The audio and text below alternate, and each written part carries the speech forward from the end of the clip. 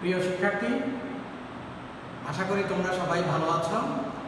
আজ আমরা উচ্চতর গণিত দ্বিতীয় পত্রের দ্বিতীয় অধ্যায়ের যোগাশ্রয়ী প্রোগ্রামিং অংশের দ্বিতীয় ক্লাস নেব এবং দ্বিতীয় ক্লাসে তোমাদের প্রথম দিনের পর যে অংশটুকু আছে সেই অংশটুকু আমরা আজকে শিখব।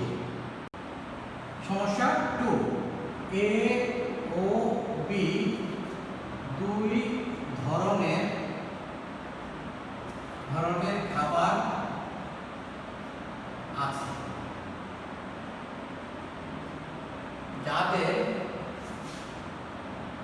যাদের প্রতি কেজিতে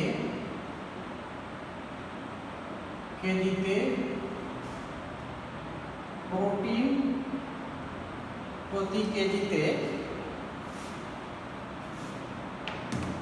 নিহিত প্রোটিন ও ফ্যাট এর পরিমাণ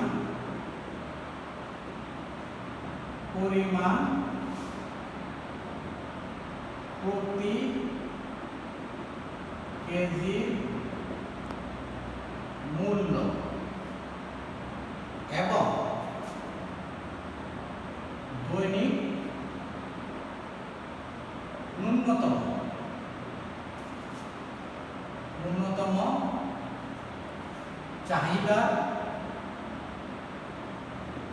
চাহিদার পরিমাণ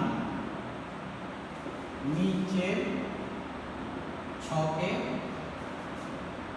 দেয়া হলো।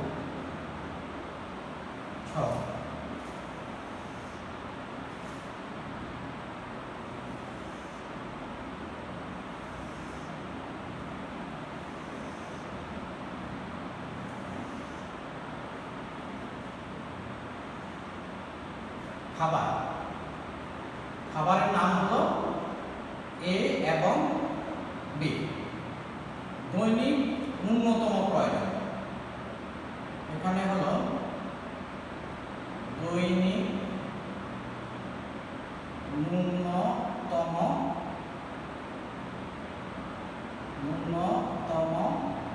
প্রয়োজন প্রোটিন, ফ্যাট। খাবারগুলি একটা হলো প্রোটিন, খাবারের মধ্যে প্রোটিন কি পরিমাণ আছে প্রতি কেজিতে, প্রোটিন আর ফ্যাট প্রতি কেজিতে কি পরিমাণ আছে, সেটা হলো এই খাদ্যের প্রতি কেজিতে প্রোটিন আছে 1 একক এবং ফ্যাট আছে 3 একক। বি খাদ্যের প্রতি কেজিতে প্রোটিন আছে 3 একক এবং ফ্যাট আছে 2 একক এবং এক ব্যক্তির দৈনিক ন্যূনতম কতটুকু প্রোটিন লাগে, সেটা হলো যে প্রোটিন লাগে হলো 9 একক আর ফ্যাট লাগে হলো 12 একক। তার প্রোটিন এবং ফ্যাটের চাহিদা এখানে দেখাতে হবে। তারপরে হলো প্রতি কেজি মূল্য, খাবারগুলি এ এবং বি খাবারের প্রতি কেজি মূল্য কত সেটাও দেওয়া আছে। যে এই খাবারের প্রতি কেজির মূল্য হলো 2 টাকা এবং বি খাবারের প্রতি কেজির মূল্য হলো 3 টাকা। এখন এটাকে বিশ্লেষণ করে আমরা কিভাবে সবচেয়ে কম খরচে, এটা হলো একটা মিনিমাইজেশন প্রবলেম হবে, সবচেয়ে কম খরচে কিভাবে এক ব্যক্তির দৈনিক ন্যূনতম চাহিদা মিট করা যায়। তাহলে দেওয়া উপরোক্ত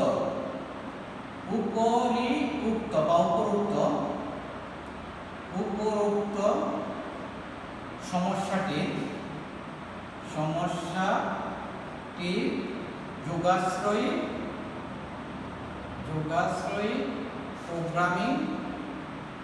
প্রোগ্রামিং মডেল তৈরি করে লেখচিত্রের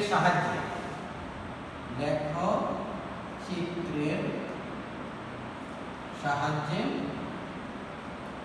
এর সমাধান করো। এই হলো আমাদের প্রবলেম। তাহলে এটাও আমাদের আগের প্রবলেমের মতো দুইটা অংশ, একটা হলো আমরা যোগাশ্রয়ী প্রোগ্রামিং মডেল তৈরি করব, তারপরে এটাকে লেখচিত্রের সাহায্যে সমাধান করব। তাহলে আমাদের কি বলা আছে যে এক ব্যক্তির দৈনিক প্রোটিনের প্রয়োজন হলো কমপক্ষে, বেশি হলে কোনো সমস্যা নাই, কমপক্ষে হলো 9 একক, আর ফ্যাট প্রয়োজন হলো কমপক্ষে 12 একক। আর এই জিনিসটা তারা কোথা থেকে পাবে? এই প্রোটিন এবং ফ্যাট পাবে এই খাবার এবং বি খাবার দুইটার মিশ্রণ থেকে। অর্থাৎ এই খাবারের সাথে বি খাবারের কতটুকু মিশ্রণ করলে তার দৈনিক ন্যূনতম চাহিদাও মিটা হবে, প্লাস তার টাকাও সবচেয়ে কম খরচ হবে। এটার জন্য একটা যোগাশ্রয় প্রোগ্রামিং মডেল তৈরি করতে হবে, আর হলো লেখচিত্রের সাহায্যে এর সমাধান করতে হবে। তোমাদের উচ্চ মাধ্যমিক শ্রেণীতে এই দুই ধরনের প্রবলেম থাকতে পারে, যে একটা ম্যাক্সিমাইজেশন প্রবলেম আর একটা হলো মিনিমাইজেশন প্রবলেম। তাহলে আমরা জানি না যে এই খাবারের কতটুকু সে ব্যক্তি গ্রহণ করবে আর বি খাবারের কতটুকু গ্রহণ করবে। তাহলে আমরা ধরে নিতে পারি যে মনে করি এই খাবারের x কেজি এবং বি খাবারের y কেজি ক্রয় করলে দৈনিক ন্যূনতম প্রয়োজন মিটবে, এটা আমরা ধরে নিব। তারপরে অন্যান্য সীমাবদ্ধতাগুলি আমরা দেখব, যে সীমাবদ্ধতাগুলি কি কি, যে দৈনিক যে 9 একক, যেন তার কমপক্ষে যেন 9 একক প্রোটিন সে পায় এবং ফ্যাট যেন পায় 12 একক। এই হলো একটা যোগাশ্রয়ী প্রোগ্রামিং প্রবলেম। এটাকে এলপিপি বলা হয়, যে এলপিপি মানে হলো লিনিয়ার প্রোগ্রামিং প্রবলেম। এখন এটাকে আমরা প্রথমে যোগাশ্রয়ী প্রোগ্রামিং মডেল তৈরি করি। মনে করি এ খাদ্যের x কেজি ও বি খাদ্যের y কেজি মিশ্রণ করলে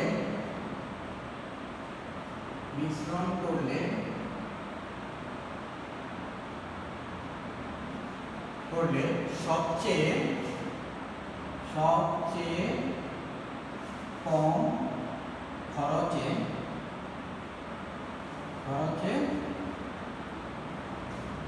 প্রোটিন ও ফ্যাটের এর চাহিদা মিটবে, যেখানে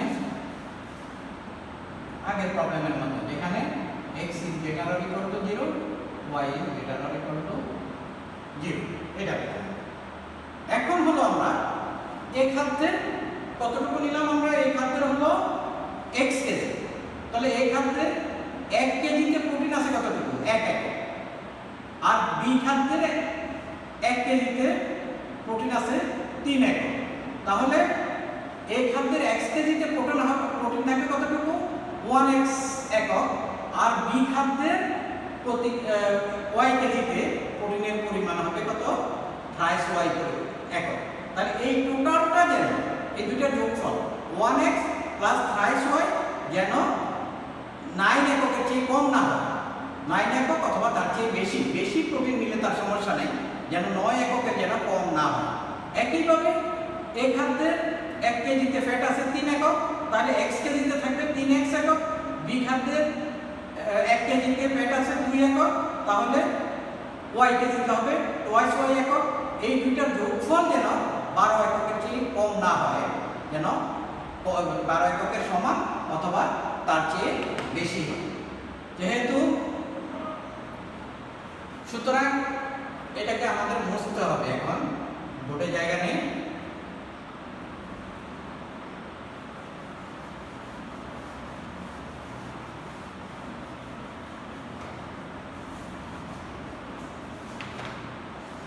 যেহেতু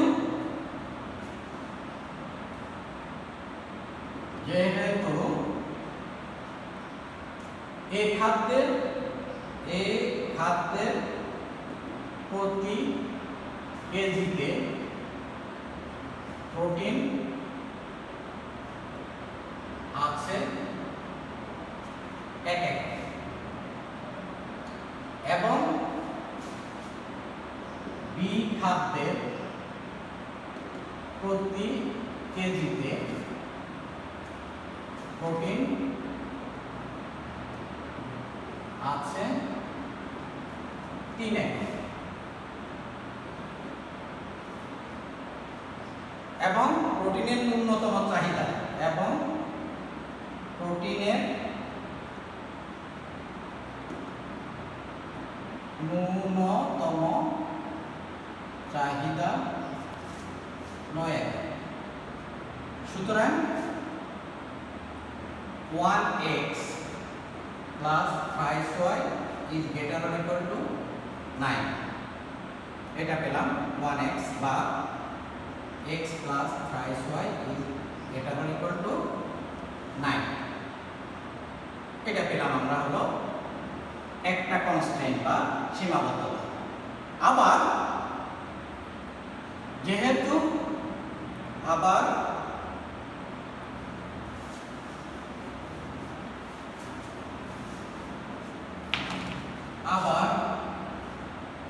যেহেতু এই খাদ্যের প্রতি কেজিতে ফ্যাট আছে 3 একক এবং বি খাদ্যের প্রতি কেজিতে ফ্যাট আছে 2 একক এবং ফ্যাট এর ন্যূনতম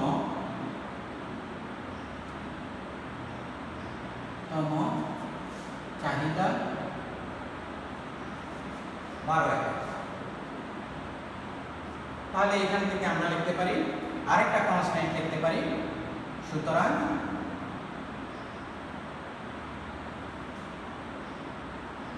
3x plus twice y is greater or equal to 12 এটা হলো আরেকটা কনস্ট্যান্ট। এখন আমাদের ওটা যেহেতু জায়গা নেই বুঝতে হবে, তাহলে দুইটা কনস্ট্যান্ট আমরা পেয়ে গেলাম। এখন হলো যে খাদ্যের ক্রয় মূল্যটা হলো যে এই খাদ্যের 1 কেজির দাম 2 টাকা আর বি খাদ্যের 1 কেজির দাম 3 টাকা। আবার এই খাদ্যের 1 কেজির দাম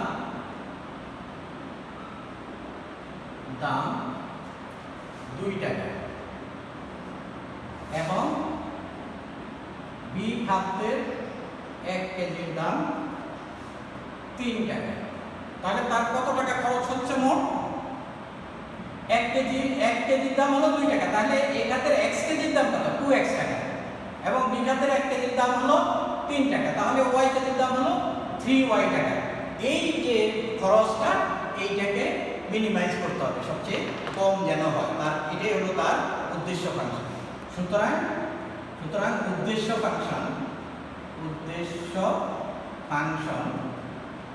ফাংশন যে এটা হবে মিন, তার খরচটা যেন মিনিমাম হয়। Z min equal to twice x plus thrice y, এটা হলো উদ্দেশ্য ফাংশন। তাহলে আমরা কি পেলাম? আমরা দুইটা কনস্ট্যান্ট পেলাম। একটা কনস্ট্যান্ট হলো বা বাধা হলো এইটা, আরেকটা হলো এইটা। এখন এগুলিকে একসঙ্গে লিখে আমরা পাবো যোগাশ্রয়ী প্রোগ্রামিং মডেল। সুতরাং নির্ণেয় যোগাশ্রয়ী programming model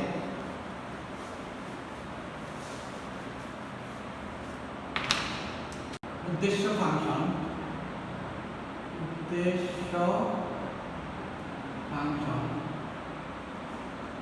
Z min equal to twice x plus thrice Y শর্তসমূহ X plus thrice Y greater equal to 9। আরেকটা শর্ত হলো thrice X plus twice Y greater equal to 12। আর হলো নন নেগেটিভিটি রেস্ট্রিকশনস, যেটা x is greater or equal to 0 এবং y is greater or equal to 0। এই হলো x is greater or equal to 0, y is greater or equal to 0। এই হলো সম্পূর্ণ যোগাশ্রয় programming model. আমরা প্রথম অংশটা শেষ করেছি, যোগাশ্রয় প্রোগ্রামিং মডেল তৈরি করলাম। তাহলে এখন আমরা এটাকে আগেই বলেছি তোমাদেরকে যে যোগাশ্রয় প্রোগ্রামিং মডেলে তিনটি অংশ থাকে।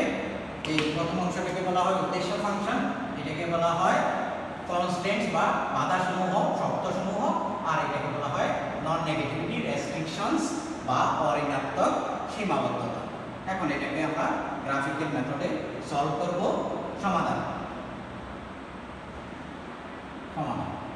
আগের মতোই একইভাবে আমরা লিখব যে অসমতাগুলিকে সমীকরণ আকারে লিখে পাই।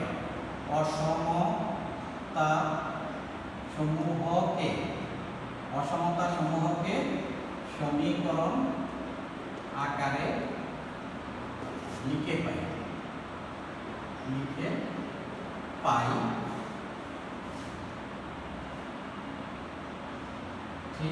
x plus thrice y equals to 9 এক নাম্বার, বা x by 9 plus y by 3 equals to 1, এবং thrice x plus twice y equals to 12 দুই নাম্বার, which implies উভয় পক্ষকে যদি 12 দ্বারা ভাগ করি x by 4 plus y by 6 equals to 1, এবং আরও আছে x equal to 0 y equals to 0। এগুলি আমরা এই সবগুলিকে সমীকরণ আকারে লিখলাম। এখন এগুলির সাহায্যে আমরা লেখচিত্র অঙ্কন করব। 1 নং ও 2 নং সমীকরণের সাহায্যে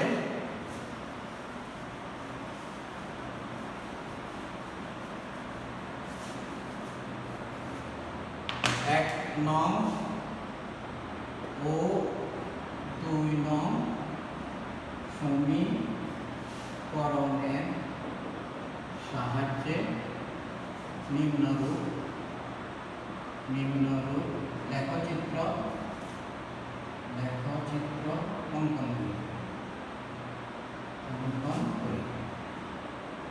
লেখচিত্র অঙ্কন করবো আমরা আগের মতো। এটা হলো y অক্ষ, আর এখানে হলো x অক্ষ, y ও y ড্যাশ x। এখন 1 নম্বর সমীকরণ x অক্ষকে কোথায় সেট করেছে? 9 বিন্দুতে। এখানে আমরা যদি একইভাবে 5 ঘর করে x অক্ষ বরাবর স্কেলটা লিখে দিলে ভালো হয়, তোমরা স্কেলটা লিখে দিও। এখানে মনে করি আমরা 5 ঘর 10 ঘর, এভাবে এদিকে 5 ঘর আর এদিকে 5 ঘর 10 ঘর। এখন 1 নং সমীকরণের লেখচিত্র, এটা x অক্ষকে কোথায় সেট করে? 9 বিন্দুতে। তাহলে আমরা মনে করি যে এই জায়গায় হলো এই 10 এর আগে এখানে হলো 9 বিন্দু, আর y অক্ষকে সেট করে 03 বিন্দুতে। তাহলে আমরা এখানে মনে করি যে এটা হলো 03 বিন্দু। এখন এই দুইটা বিন্দু সংযোগ করে আমরা লেখচিত্র অঙ্কন করব যে এই হলো x by 9 plus y by 3 equals to 1। এটা ছিল কি আমাদের অসমতাটা ছিল গ্রেটার অর ইকুয়াল টু টাইপের, এই জন্য এই অ্যারোটা হবে কোন বিন্দুর বিপরীত দিকে। এটা হলো আমরা 1 নাম্বার সমীকরণের লেখচিত্র, এখানে 1 নাম্বার দিতে পারো। তারপরে হলো 2 নাম্বার সমীকরণের লেখচিত্র, এটা x অক্ষকে কোথায় সেট করে? 40 বিন্দুতে। আমরা এখানে মনে করি এটা 40 বিন্দু, আর y অক্ষকে 06 বিন্দুতে। এখানে মনে করি যে আমরা 06 বিন্দু। তাহলে এটা যদি আমরা অঙ্কন করি তাহলে পাচ্ছি হলো এটাও কোন বিন্দুর বিপরীত দিকে হবে একটা। তাহলে এই বিন্দুটা হলো 04 বিন্দু বা 40 বিন্দু, এটা 40 বিন্দু এই বিন্দুটা। এটা হলো 90 বিন্দু, আর এটা হলো 06 বিন্দু। আর এখানে ছেদ বিন্দুটা আগের অঙ্কের মতো আমাদের 1 ও 2 এর ছেদ বিন্দু বের করতে হবে। 1 আর 2 এর ছেদ বিন্দুটা তোমরা সমাধান করে বের করে নেবে। আমরা যদি 1 নং এখন লিখব 1 নং ও 2 নং এর ছেদ বিন্দু নির্ণয়। 1 নং ও 2 নং এর ছেদ বিন্দু নির্ণয় করি। ছেদ বিন্দু নির্ণয় করি। তাহলে ছেদ বিন্দু যদি আমরা নির্ণয় করি, এক নম্বরে কে যদি আমরা 2 দ্বারা গুণ করি আর এটাকে যদি 3 দ্বারা গুণ করে বিয়োগ করি তাহলে y টা হয়ে যাবে। এক নম্বরকে 2 দ্বারা গুণ করলে 2 into 1 implies 2 into 1 implies এক নম্বর সমীকরণকে যদি আমরা 2 দ্বারা গুণ করি তাহলে y6 plus 6y equals to 18। আর 2 নং সমীকরণকে যদি আমরা 3 দ্বারা গুণ করি 3 into 2 implies 3 দ্বারা গুণ করলে 6x 9x plus 6y equals to 36। এখন এই দুটোকে যদি আমরা বিয়োগ করি তাহলে এটাকে ধরো 3 নাম্বার, এটাকে ধরো 4 নাম্বার। তাহলে 4 নাম্বার থেকে যদি 3 নাম্বার বিয়োগ করি 4 minus 3 implies তাহলে এখানে থাকবে কত 7x equals to আর এখানে 36 থেকে 18 গেলে আর 80। সুতরাং x equals to আমরা পাচ্ছি, সুতরাং x equals to 18/7। এটা x এর একটা মান। এখন x এর মানটা যদি আমরা 2 নম্বরে বসাই তাহলে y এর মান বের হবে। এখন 2 implies এখন 2 implies 2 নম্বরে x এর মান বসাবো। তাহলে x এর মান এখানে বসালে 54/7 3 18 54/7 minus 12 equals to আচ্ছা plus twice y equals to 12। এটাকে সমাধান করে আমরা y এর মান বের করব। which implies twice y equals to 12 minus 54/7 equals to 784 minus 54 equals to 30/7। সুতরাং y equals to 15/7। তাহলে আমরা y এর মানও পেয়ে গেলাম, x আর y। তাহলে এই বিন্দুটাকে যদি আমরা বলি a বিন্দু, এটাকে যদি b বিন্দু, এটাকে যদি c বিন্দু, তাহলে b বিন্দু পাচ্ছি আমরা 18/7 আর হলো 15/7 এই b বিন্দু। এখন এইটার সমাধান অঞ্চল কোনটা আমাদের? এইটার সমাধান অঞ্চল হবে উপরের দিকে, এটা হলো x = 0 রেখা। তাহলে এই দিকে এই সমাধান অঞ্চলটি হবে এরকম অ্যারো দিয়ে দেখাবা তোমরা। এই হলো সমাধান অঞ্চল,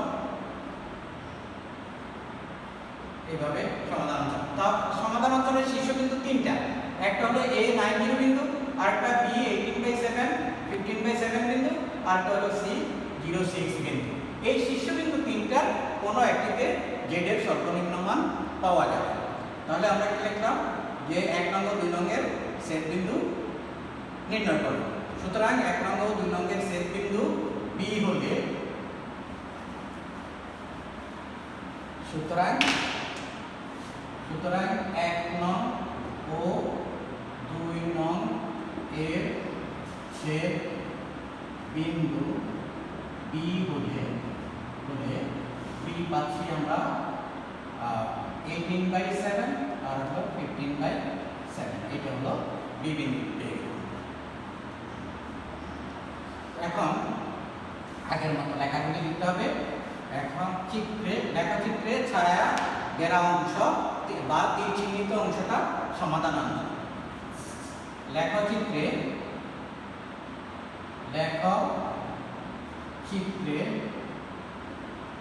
তীর চিহ্নিত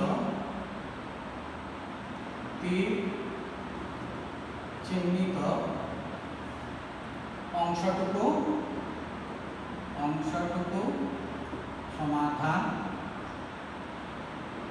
সমাধান অঞ্চল, যার শীর্ষসমূহ যার শীর্ষ বিন্দু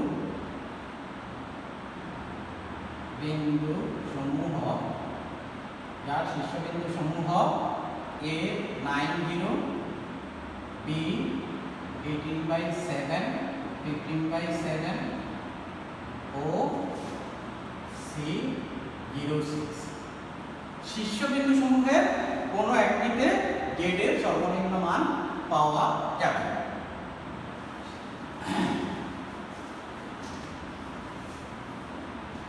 শীর্ষবিন্দু সমূহের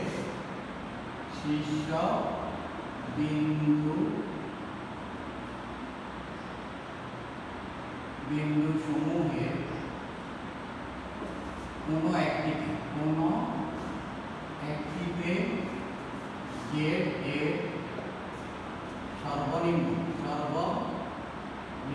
মান পাওয়া যাবে। এখন আগের মতো লিখব যে নিচের ছকে z এর সর্বনিম্ন মান শীর্ষবিন্দু সমূহে z এর মানগুলো নির্ণয় করব। এখন নিচের ছকে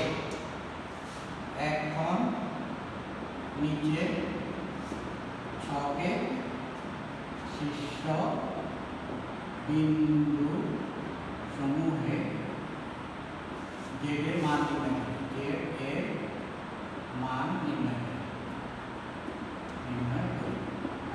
নির্ণয় করব আমরা ছকে আগের মতোই। এখানে হলো 3টা শীর্ষবিন্দু, এখানে হলো শীর্ষবিন্দু, তারপরে লিখব শীর্ষবিন্দুগুলি হলো A 90, B 18/7, 15/7 আর হলো C 06। আর z ইকুয়াল টু কত ছিল আমাদের? z ইকুয়াল টু ছিল twice x plus thrice y, আর এইখানে আমরা সিদ্ধান্ত লিখতে পারি। সিদ্ধান্ত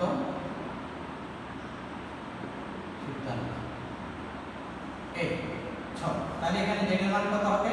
z এর মান হবে y এর মান 0, x এর মান হলো 9, 9 দুগুণে 18।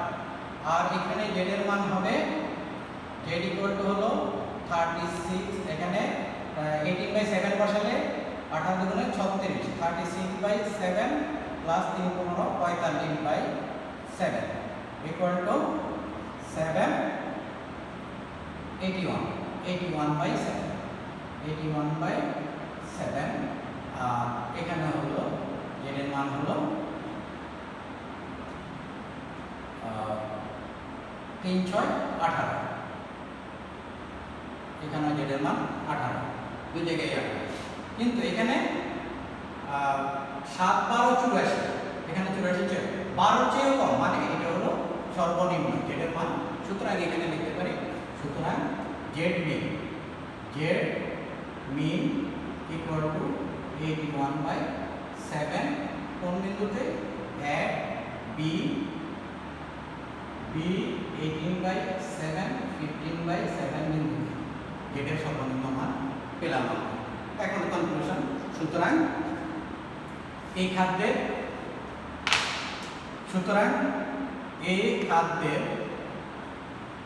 খাদ্যের 18/7 কেজি ও বি খাদ্যের 15/7 কেজি মিশ্রিত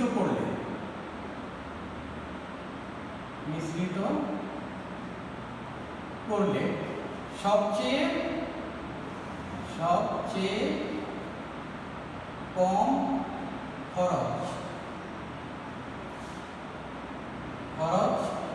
কত টাকায়? 81/7 টাকায় দৈনিক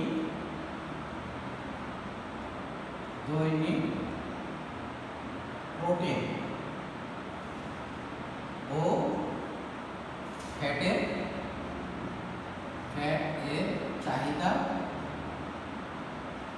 পূরণ করা যাবে।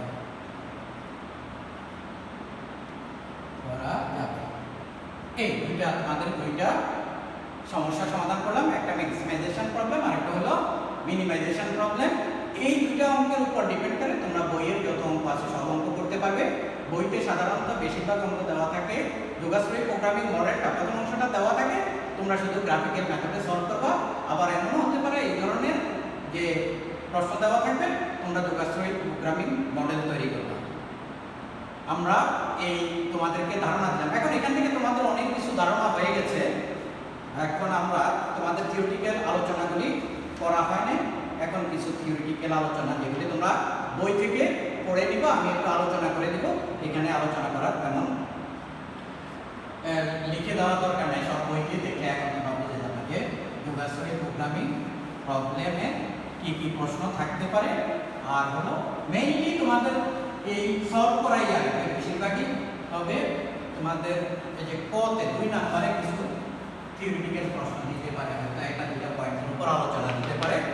এখন তাহলে আমরা যোগাশ্রয়ী প্রোগ্রামিং, এখন আমরা যে যোগাশ্রয়ী প্রোগ্রামিং গঠন থিওরিটিক্যাল আলোচনা, যে কিভাবে যোগাশ্রয়ী প্রোগ্রামিং গঠন করব। যোগাশ্রয়ী প্রোগ্রামিং গঠন। তাহলে যোগাশ্রয়ী প্রোগ্রামিং গঠন করতে আমরা কি করেছি সেই জিনিসগুলি তোমরা জাস্ট অঙ্ক করতে যা যা করেছি আমরা সেই জিনিসগুলি এখানে লিখব। প্রথমে আমরা কি করেছি, চলক ধরে নিয়েছি যে যেমন প্রথম অঙ্কটা ধরেছি যে তাকে x জুড়ি আম এবং y জুড়ি পেয়ারা কিনতে হবে। তাহলে এই চলকটা প্রথমে ধরে নিতে হবে, যে চলকের মান নির্ণয় করতে হবে। যোগাশ্রয়ী প্রোগ্রামিং গঠন করতে হলে প্রথম ধাপে হলো এই চলকগুলির মান ধরে নিতে হবে। তারপরে হলো আমরা কি করেছি, সমস্যার সাথে আমাদের যে সীমিত সম্পদ আছে সেই সম্পদগুলির সাথে এই চলকগুলির একটা সম্পর্ক আছে, সেই সম্পর্কের সাহায্যে আমরা কি করব, যোগাশ্রয়ী অসমতা গঠন করব। তারপরে তৃতীয় ধাপে আমরা উদ্দেশ্য ফাংশন নির্ণয় করব। চতুর্থ ধাপে গিয়ে আমরা কি করব, যে সাজিয়ে লিখব। প্রথমে লিখব উদ্দেশ্য ফাংশন, তারপরে অসমতাগুলি লিখব, সবশেষে লিখব অঋণাত্মক সীমাবদ্ধতা। তাহলে এই 4টি ধাপে আমরা যোগাশ্রয়ী প্রোগ্রামিং গঠন করব। এগুলো তোমরা যে কোনো বই থেকে এই বর্ণনাগুলি শিখে নিতে পারবে। তারপরে আসো যে লেখচিত্রের সাহায্যে যোগাশ্রয়ী প্রোগ্রামিং সমাধান কিভাবে করা যায়। লেখচিত্রের সাহায্যে যোগাশ্রয়ী প্রোগ্রামিং এর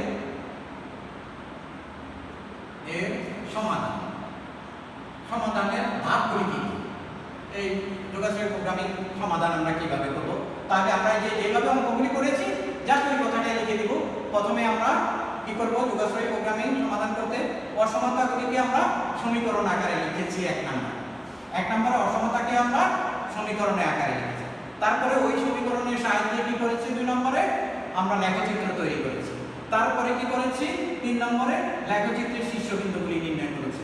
তারপরে শীর্ষবিন্দুগুলিতে আমরা z এর মান নির্ণয় করেছি, উদ্দেশ্য ফাংশনের মান নির্ণয় করেছি।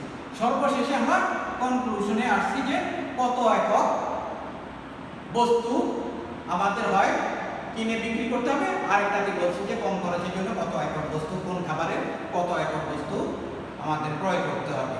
এই ধাপগুলি অনুসরণ করে আমরা লেখচিত্রের সাহায্যে যোগাশ্রয়ী প্রোগ্রামিং এর সমাধান করেছি। এবং এইভাবে যদি তোমাদের এই ধরনের প্রশ্ন থাকে তাহলে যোগাশ্রয়ী প্রোগ্রামিং কিভাবে সমাধান করা হয় লেখচিত্রের সাহায্যে এই ধাপগুলি তোমরা লিখবে। তারপর হলো যোগাশ্রয়ী প্রোগ্রামিং এর শর্তাবলী। সকল প্রবলেমকে কিন্তু যোগাশ্রয়ী প্রোগ্রামিং মডেল তৈরি করা যায় না। যোগাশ্রয়ী প্রোগ্রামিং এর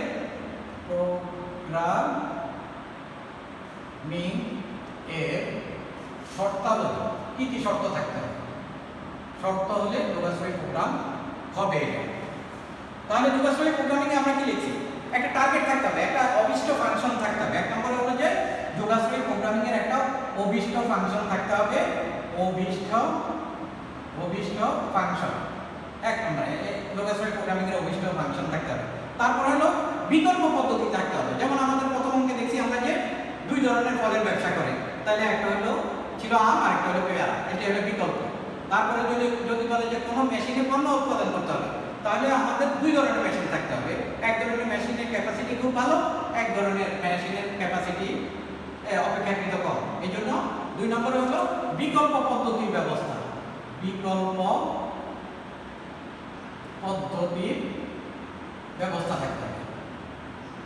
থাকতে হবে, যোগাশ্রয়ী প্রোগ্রাম হতে হবে। তারপরে হলো এই যে শর্তগুলি আছে, শর্তগুলির একটা রৈখিক অসমতা তৈরি করতে হবে। শর্তগুলি পরস্পর সম্পর্কিত অবশ্যই হতে হবে, তাদের দ্বারা রৈখিক অসমতা যেন তৈরি করা যায়। রৈখিক অসমতা তৈরি। 3 নম্বর হলো রৈখিক, আমি খুব সংক্ষেপে লিখলাম, রৈখিক অসমতা তৈরি। তারপরে হলো যে চলকগুলি অবশ্যই পরস্পর সম্পর্কযুক্ত হবে। 4 নম্বরে চলকগুলো পরস্পর সম্পর্কযুক্ত থাকতে হবে, একটা আরেকটার সাথে সম্পর্কযুক্ত থাকতে হবে, এই হলো যোগাশ্রয়ী প্রোগ্রামিং এর শর্তগুলি।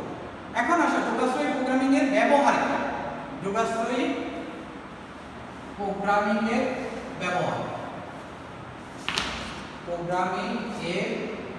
ব্যবহার, এটা কি কি কাজে ব্যবহার হয়? এটা 1 নম্বরে ধরো শিল্প কারখানায় পণ্য উৎপাদনে এই যোগাশ্রয়ী প্রোগ্রামিং ব্যবহৃত হয়ে থাকে। এই শিল্প কারখানায় যেমন কাঁচা মাল থেকে পণ্য উৎপাদন, এই সমস্ত কাজে, আমি খুব সংক্ষেপে বলছি, তোমরা যে কোনো বই থেকে তোমরা এখানে পড়ে নিবা। শিল্প কারখানার উৎপাদন ক্ষেত্রে যোগাশ্রয়ী প্রোগ্রামিং এর ব্যবহার হয়। তারপরে খাদ্য পুষ্টি, এই যে আমরা 2 নম্বর অঙ্কটা করলাম যে তার খাদ্য পুষ্টির ক্ষেত্রে এই যোগাশ্রয়ী প্রোগ্রামিং ব্যবহৃত হয়। তারপরে শিক্ষা ক্ষেত্রে হয় 3 নম্বরে, শিক্ষা ক্ষেত্রে প্রশিক্ষণ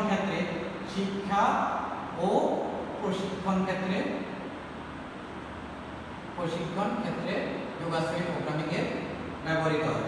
পরিবহন ক্ষেত্রে তোমরা হায়ার ক্লাসে ম্যাথমেটিক্সের যে 3rd ইয়ারে আমরা পড়াই যোগাশ্রয়ী প্রোগ্রামিংটা, সেখানে পরিবহন ক্ষেত্রে কোন রুটে নিলে তোমার খরচ সবচেয়ে কম হবে। পরিবহন ক্ষেত্রে যে একটা বস্তু মনে করো ঢাকা থেকে চিটাগং নেওয়া হবে, সেখানে রেলপথে নেওয়া যায়, আকাশ পথে নেওয়া যায়, সড়ক পথে নেওয়া যায়, পানি পথে নেওয়া যায়। এর মধ্যে কোন পথে নিলে তোমার পরিবহন খরচ সবচেয়ে কম হবে এবং নির্দিষ্ট সময় বুঝতে পারবে, সেই ক্ষেত্রেও যোগাশ্রয়ী প্রোগ্রামিং এর ব্যবহার আছে। তারপরে হলো অ্যাসাইনমেন্ট প্রবলেম, বলে যে কর্মে নিয়ম। আমার বিভিন্ন ধরনের শ্রমিক আছে, কারো দক্ষতা বেশি, কারো দক্ষতা কম, আমি কোন জায়গায় কাকে নিয়োগ করব সেটা এই যোগাশ্রয়ী প্রোগ্রামিং এর সাহায্যে নির্ণয় করা যায়। তারপরে হলো ধরো সামরিক ক্ষেত্রে অবশ্যই এটার গুরুত্ব অত্যন্ত বেশি। সাধারণত এই সামরিক ক্ষেত্র থেকেই দ্বিতীয় বিশ্বযুদ্ধের সময় এই যোগাশ্রয়ী প্রোগ্রামিং এর উৎপত্তিটা, যে যখন যুদ্ধের সময় যে সবচেয়ে কম খরচে কিভাবে সর্বোত্তম বেনিফিট পাওয়া যাবে, তাই সামরিক ক্ষেত্র এই যোগাশ্রয়ী প্রোগ্রামিং ব্যবহৃত হয়ে থাকে। তারপরে আছে আমরা যে যোগাশ্রয়ী প্রোগ্রামিং এর সুবিধা কি, আমরা যোগাশ্রয়ী প্রোগ্রামিং এর সুবিধাগুলি কিছু বলে দিই এটা তোমাদেরকে। এই যে এখান থেকে আমরা যে অঙ্কগুলি করলাম, এখান থেকে বলা যায় যে যোগাশ্রয়ী প্রোগ্রামিং এর কি কি সুবিধা হলো যে প্রোগ্রামিং এর সুবিধাগুলির মধ্যে আছে যে আমরা উৎপাদন চলক, আমরা একটা কারখানার মধ্যে কি পরিমাণ পণ্য কতগুলি উৎপাদন, একটা কারখানা কিন্তু কোম্পানি টার্গেট যে অসীম সংখ্যক পণ্য উৎপাদন করা তার টার্গেট থাকে না, তাকে বাজার চাহিদা অনুযায়ী পণ্য উৎপাদন করা হয়। সেজন্য একটা কারখানার মধ্যে কতটুকু পণ্য সে উৎপাদন করবে সেটা এই যোগাশ্রয়ী প্রোগ্রামিং এর মাধ্যমে সে নির্ণয় করতে পারবে। তারপরে হলো যে একজন ম্যানেজার আজকে চলে গেছে, কালকে আবার একজন নতুন ম্যানেজার আছে, সে যদি আগের যোগাশ্রয়ী প্রোগ্রামিংগুলি দেখে তাহলে সে এই কারখানা সম্পর্কে তার একটা ভালো ধারণা পাবে, যে কারখানার মূলধন কত আছে, কত শ্রমিক আছে, কি কি পণ্য কি পরিমাণ উৎপাদন হয়, প্রেজেন্ট কন্ডিশন কেমন, এগুলি জানা যায়। তারপরে হলো যে এখানে কি কি প্রতিবন্ধকতাগুলি আছে, সেই প্রতিবন্ধকতাগুলি, আমার এই পরিমাণ সম্পদ আছে, এর বেশি আমি বিনিয়োগ করতে পারবো না, মার্কেটে এই পরিমাণ চাহিদা আছে আমার পণ্যে, এর বেশি বিক্রয় করলে আমার এগুলি নষ্ট হয়ে যাবে, এই প্রতিবন্ধকতাগুলির সাথেও পরিচিত হওয়া যায়। তারপরে হলো এই ইত্যাদি, তারপরে সামরিক ক্ষেত্রে কিভাবে স্ট্র্যাটেজি নিলে প্রতিপক্ষকে ঘায়েল করা যাবে কম খরচে, কম অর্থ এবং সৈন্যদেরকে ব্যবহার করে, এইসব ক্ষেত্রে যোগাশ্রয়ী প্রোগ্রামিং ব্যবহার করা হয়। এখানে একটা সুবিধা পাওয়া যায় যোগাশ্রয়ী প্রোগ্রামিং এর। আমাদের এই যোগাশ্রয়ী প্রোগ্রামিং ক্লাসটা এখানেই শেষ। আশা করি তোমরা যদি ভালোভাবে এই আজকের ক্লাসটা তোমরা ফলো করো তাহলে এই চ্যাপ্টারে তোমাদের কোনো সমস্যা হবে না। সবাইকে ধন্যবাদ। নেক্সট ক্লাসে আমরা তৃতীয় অধ্যায় উচ্চতর গণিত দ্বিতীয় পত্রের তৃতীয় অধ্যায় জটিল সংখ্যা সম্পর্কে তোমাদের সাথে আলোচনা করব। আবারও সবাইকে ধন্যবাদ জানিয়ে আমাদের আজকের ক্লাস এখানে শেষ করলাম। আল্লাহ হাফেজ।